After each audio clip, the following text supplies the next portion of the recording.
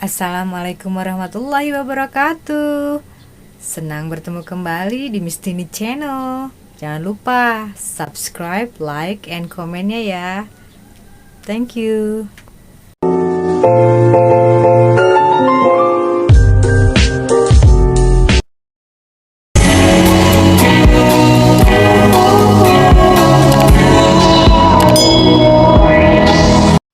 Oke. Sekarang di Mistini Channel saya akan membahas tentang Analytical Exposition Text. Apa itu? Oke, langsung lihat saja ya. Analytical Exposition Text is a text that elaborates the writer's idea about the phenomenon surrounding. Its social function is to persuade the reader that the idea is important matter and to analyze the topic, that the thesis or opinion is correct by developing an argument to support it. What is it? Analytical exposition text adalah teks yang menguraikan gagasan penulis tentang fenomena yang ada di sekitarnya. Fungsi sosialnya adalah untuk meyakinkan pembaca bahwa gagasan itu penting. Dan untuk menganalisis topik tersebut harus ada pendapat atau argumen untuk mendukungnya. Nah, itu yang dinamakan text analytical exposition. Oke, tadi sudah paham kan yang dimaksud dengan text analytical exposition. Jadi membutuhkan beberapa argumen untuk memperkuat topik yang dibuat oleh penulis, untuk membahas sesuatu hal yang ada di sekeliling kita.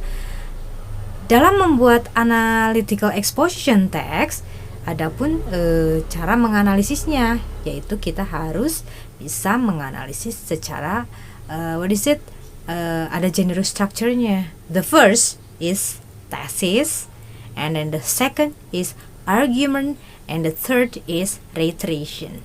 What is that? The first, thesis. What is thesis? Thesis is introducing and indicating the writer's point of view. Jadi memperkenalkan atau menunjukkan pendapat atau pandangan dari si penulis. Itu yang dinamakan tesis. The second is argument. What is argument? Argument is explaining the argument to support the writer's position. The number argument may vary, but each argument must be supported by evidence and explanation. Maksudnya apa? Jadi pada saat argumen memberikan sebuah pendapat harus dijelaskan atau didukung dengan bukti-bukti yang bisa support terhadap tesis yang dituliskan oleh si penulis. Argumennya seperti apa? Boleh bervariasi karena banyak sekali argumen dan bisa disimpan di paragraf on the second paragraph, third, fourth, dan seterusnya.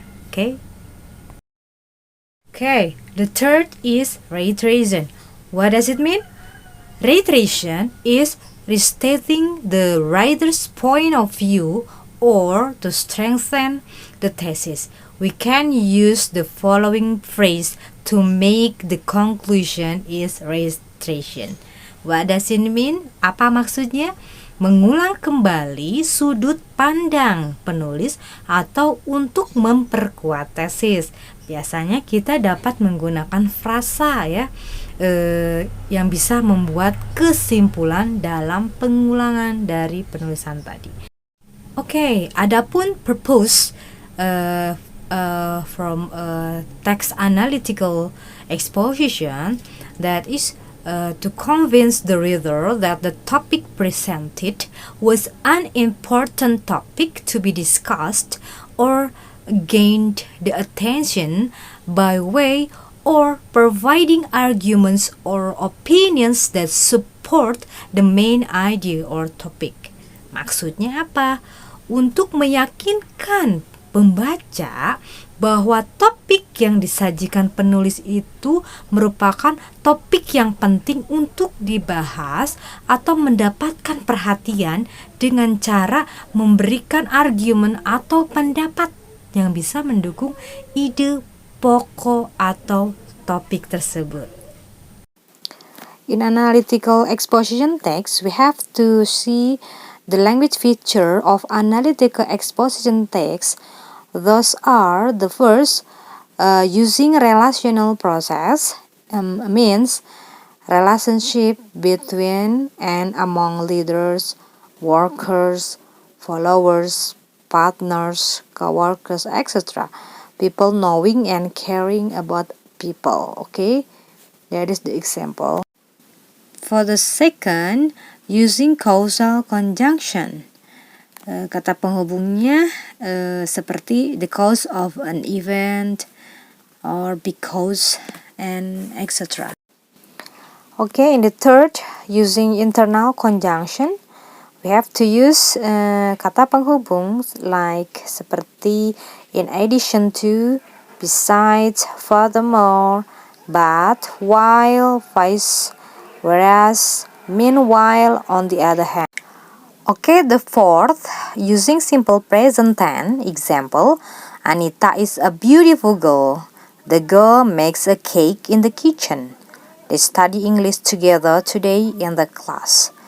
We can see the simple present tense from the verb is, makes, study.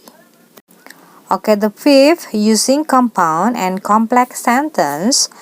Adapun conjunction usually used. Example, consequence, as a result, so the result. Okay, the sixth, use word that link argument. Menggunakan kata-kata yang menghubungkan argumen ya, argumen pertama, kedua, ketiga, dan seterusnya. Such as firstly, secondly, and reasoning through causal conjunction such as in addition, furthermore, however, and therefore.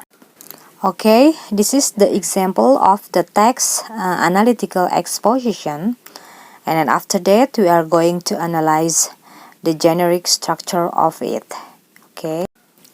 Okay, we can see it from the first paragraph.